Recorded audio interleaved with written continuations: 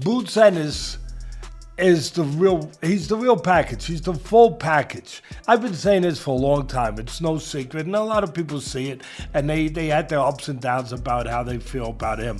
But he's the full package. He can fight inside, outside. He can punch. He's got good hand speed. He's technically solid. His father does a good job. He's mentally right. He's got the amateur pedigree. He's the full package. But I ain't seen a fighter yet that worked like Boots Ennis. I ain't gonna lie to you.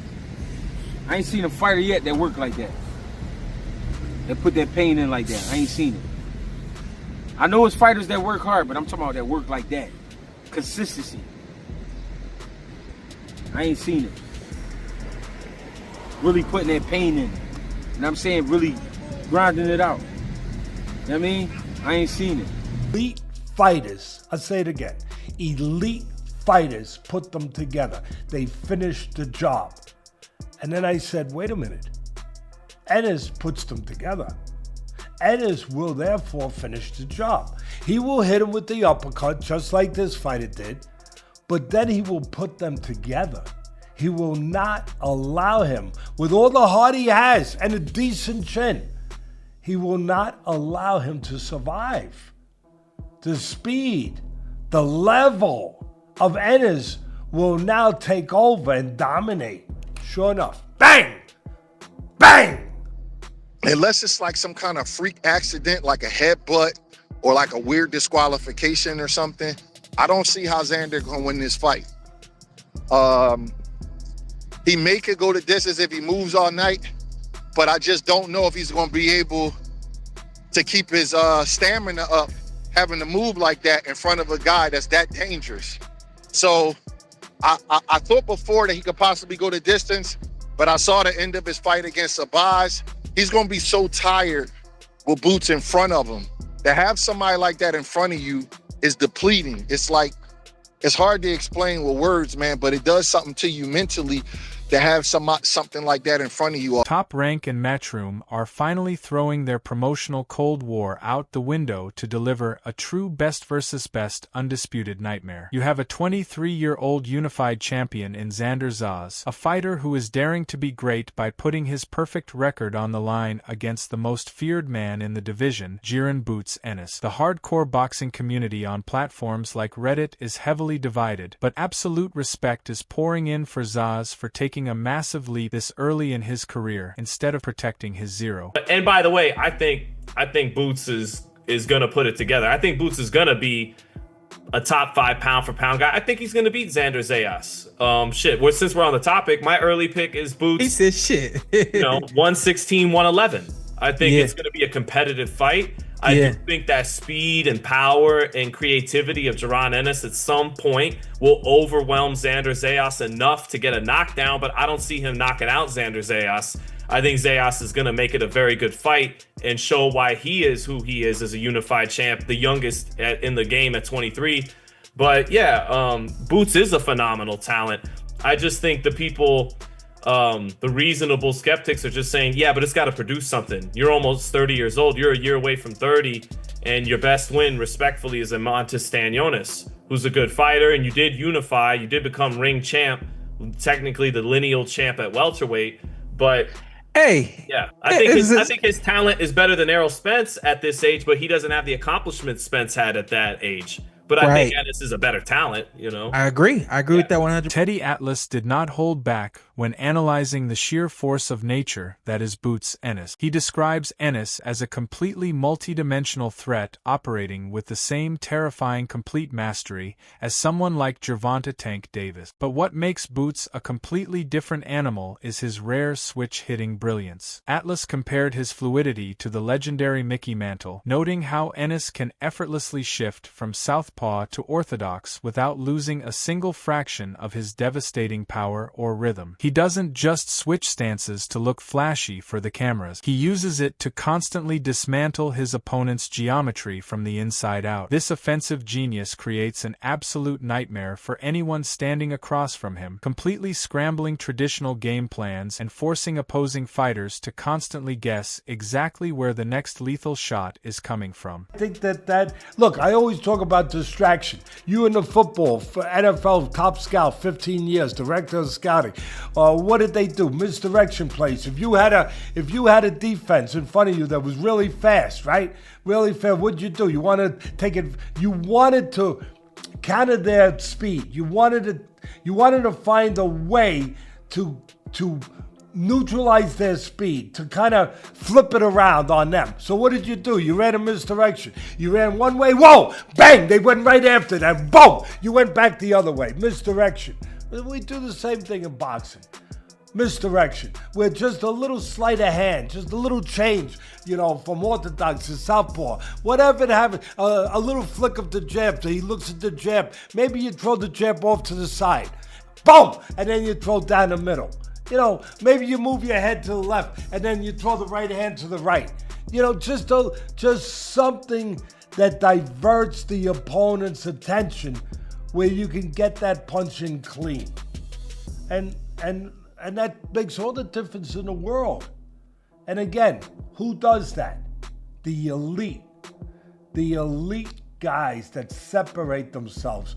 Those are the things that separate them. Yeah, absolutely. And now the whole division is on those. That overwhelming offense presents a massive trap for Zayas. Recent film studies, including a brilliant breakdown by Akiyi, have brutally exposed a fatal flaw in the young champion's defense. When Zayas engages and throws his combinations, he often leaves massive defensive gaps wide open. When he's in the middle, so when he's on the center line, he might throw punches, but there's no power behind him. And if he's sitting on his right hand, same thing. He throws punches, quick shots, but those aren't the really dangerous shots. When he's trying to exchange and he wants to hurt you, you'll see his head go off center to the left over and over again. So he peeks, sort of like, I remember Salvador Sanchez used to hit you with those Jones, but then he'll peek over. So he'll peek over, throw a quick right hand, or he'll peek over, and if you freeze, or if he catches the right look that he's looking for, he's shooting a left hook or left hand to the body or left hand to the head almost every time. You know what I mean? And he throws with weight and with power. That's what he does to try to hurt his opponents, right? But that gets him caught because that's his rhythm. Every time he was there against Sparmer was hitting him with short right hands and was just timing his move. Like whenever he would peek over here, that short right hand was coming almost every time, and Sparmer was catching him right on the chin with those. And then when he's pulling back out of that, he's catching him with hooks. So he was short right hands, left hooks almost all day. It's just that Sparmer was a smaller guy and couldn't really hurt him, but he was hitting him. And that's what I pay attention to, is like, Boots is fast enough and athletic enough to still catch you in those positions, but it's not like you're fighting a smaller guy. Boots can hurt you if you get caught clean. Like Atlas has made crystal clear, if Zayas enters that ring with a mentality to just survive the distance, he is walking right into a guaranteed disaster. He has to find a razor-thin balance between constant movement and actual offensive output. The hardcore forums are already buzzing with speculation about whether Zayas truly has the chin to withstand a grueling 12-round onslaught from an elite counterpuncher. Trying to play it safe against a predator who brutally punishes every tiny mistake is exactly how fighters end up separated from their senses on the canvas. No, I think they got two different skill sets. Xander is more of the boxer, mover now, and oh boy is just an explosive type of guy. He's a combination puncher, once he really starts to let his hands go. And so I don't think it's a big skill separation, just two different styles. And I think, of course, Boots has the more flashier style. Right. More crowd-pleasing style. Xander's team says that they see a lot of holes in Boots' game. When you talk about the flash, do you feel like, does that kind of ruin your fundamentals at times when you try to be too flashy? What would you say? No, I think he just no. When I say being flashy, I don't mean tapping his foot and shooting a Superman punch. I don't mean that. Just you see the way he finished the other kid, the kid he just knocked out in the tune-up. He just gotta go. He got a way about his punches. You know, he threw 4 uppercuts against Xander Ennis. That's what I mean, flashy. You know, he got the way he throws his punches, and that's what I mean, you know. And he has that. Xander Zayas is not doing that. He's a straight, he's not doing nothing else like Boots. He's not slipping it, he's not wrong, he's not doing that. So that's what I mean. Yeah, so Boots is This clash is forcing the entire boxing world to question the very foundation of the sport. Pure untamed talent versus textbook fundamental skills. Highly respected trainer Stephen "Breadman" Edwards brought up a controversial comparison that has the industry talking. He likened Ennis to the legendary Roy Jones Jr., arguing that when a fighter is blessed with this level of otherworldly raw athleticism, traditional boxing fundamentals simply stop applying. Okay, so like if we were looking at a guy, right, and you said, oh man, he makes the perfect little layup. You know, he takes his first 2 steps, right? And then you had a guy that could just dunk off of 1 foot as soon as he catch it. Who would you rather on your team? The dunker. Yeah. All right then. Yeah. So sometimes this could be that situation. Exactly. But sometimes the perspective of the way we look at it is a little bit misguided. And Roy Jones is the person I come back to. People say he don't have fundamentals, Then why couldn't any of these guys that supposedly have all of these great fundamentals do anything with him? Why couldn't none of them do nothing with him until he was 35? Why? Bernard Hopkins, James Toney, Virgil Hill, Reggie Johnson, all of these good fighters. Why could Thomas Tate? They couldn't do nothing with him. Why? It's a reason for that. And I'm just telling you, and we talk about fundamentals, I'm going to tell you something. The most fundamental punch in boxing is a jab. Boots' jab is better than Xander's. It's better than Xander's. He got to prove it, though. Okay, we'll see. We'll see come June 27th. Let me know, man, if you want to make a little side wager. Nah. The sheer speed, awkward angles, and lightning reflexes completely shatter whatever textbook strategy the opponent brings to the ring. Breadman even made the bold, shocking claim that despite Zaz being highly praised for his crisp technical style, Boots actually wields a far superior, heavier jab. It is a terrifying thought that the wild, unpredictable athlete might also possess much better fundamental tools than the textbook perfectionist. People talk about Boots' competition level, right? Okay, that's fine. Avanesian. Why did he fight Avanesian? Avanesian wasn't there. Avanesian knocked out Josh Kelly, and Josh Kelly just beat Tim Tszyu. Bakram for the title. Oh, my bad. Yeah, Bakram, yeah. How funny is that? Boots get flack for fighting Avanesian, and Avanesian knocked out Josh Kelly, and Josh Kelly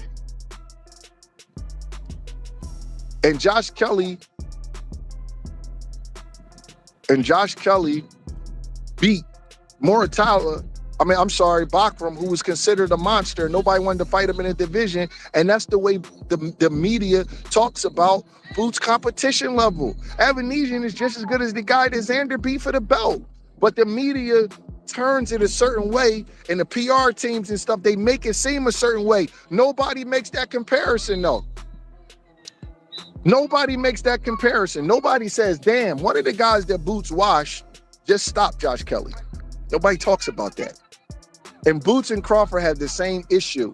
They always get, their competition level gets talked about. And I'm not saying they got great resumes, because I'm a fan of Boots and Crawford. In my opinion, neither one of them have what you call a great resume. But I think they got solid resumes, and it's hard for them to get fights because people know what they are. But they beat some really solid guys that you don't get. Yet, for all this praise of absolute invincibility, Atlas spotted a hidden crack in the armor that could instantly change the entire landscape of the fight. Ennis has a highly dangerous habit of lingering in the slot just a split second too long. In his desperate hunt to land one extra punishing shot, he sometimes stays in the pocket at a dangerously close distance. This split-second delay might be the exact window a crisp elite combination puncher like Zaz desperately needs.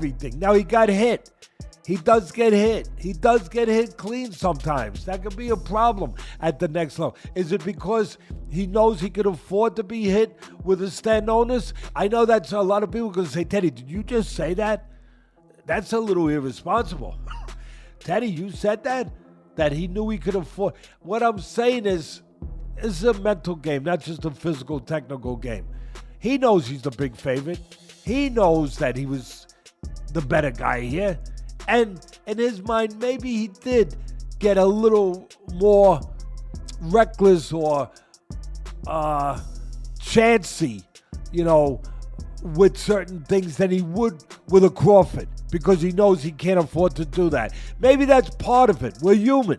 Maybe that's part. That can't be part of it when he goes to that next level. That guy, when he finally gets that guy, whether it's Crawford, whoever it is, whether it's Crawford, whether it's Virgil Ortiz, whatever. If Ennis gets greedy and leaves the door cracked open, Zayas possesses the hand speed to time him and land a fight-altering counter right on the chin. It is a massive risk, a high-stakes game of chicken where one tiny miscalculation in distance could lead to an instant devastating shift in momentum that no one saw coming.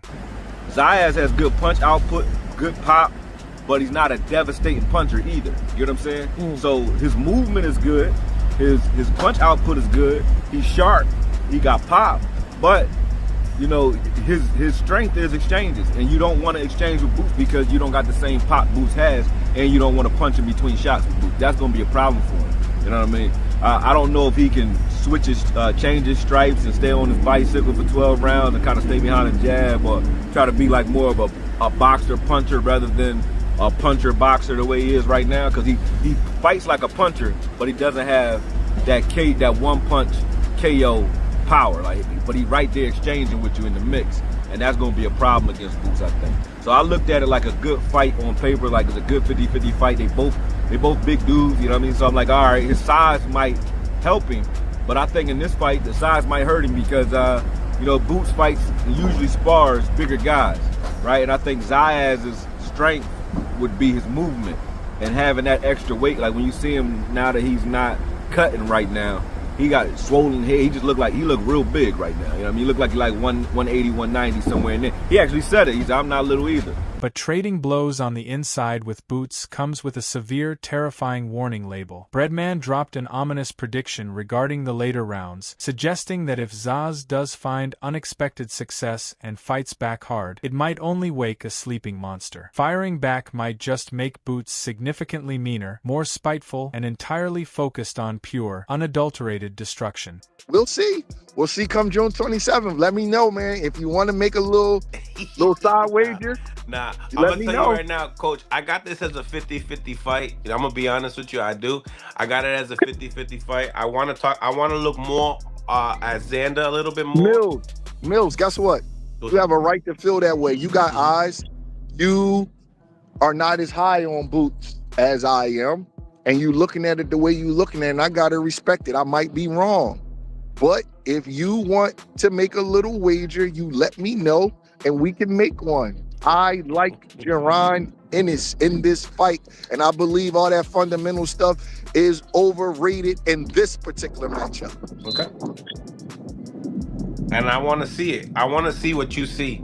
I do. Okay. Because I like to see that at the highest level possible. Do you promise me this? Because I can promise you this. If I'm wrong, I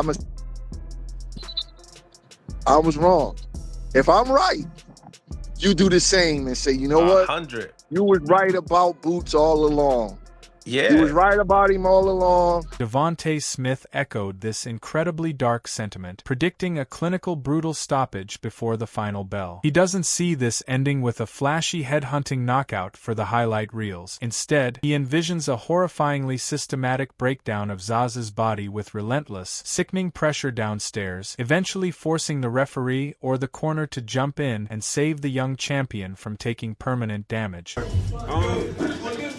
I think it's a high-level boxing match at the beginning. Xander start off fast, Boots start off fast. So it just, who's going to pull their will first? High IQ. Boots got very high IQ. Xander, he a little bigger, but I think Boots got more of the intangibles, stuff like that. The best. All right, so what's the outcome? I think Boots about stopping. I thought it was going to be a corner stoppage, but I think to not get too much up, I think he might hurt him downstairs.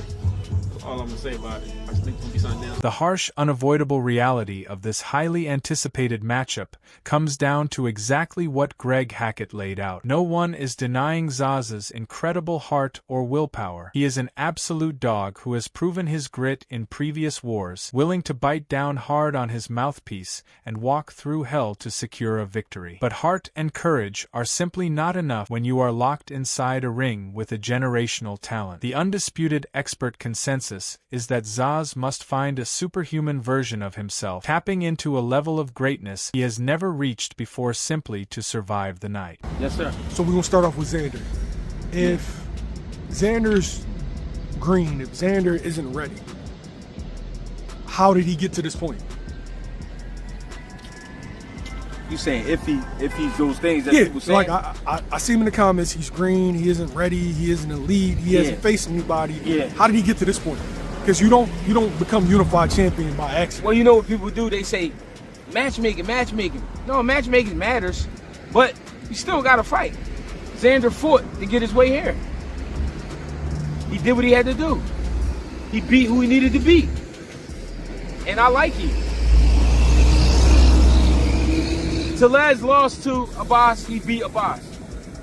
How can we be mad about that? We didn't know Abbas at all, but that's Tellez's fault. Now we know Abbas because of Tellez. As far as Boots goes, you hear he's overhyped. He's king tune-up, bum basher. Yeah. As soon as he faces a real boxer, they're going to outbox him, all the defensive flaws. Yeah. So the question I got for you is that if he has all of these flaws, why hasn't anybody been able to capitalize on him? Because don't nobody work like him. That's the truth. I ain't seen a fighter yet. That worked like Boots Ennis. I ain't gonna lie to you.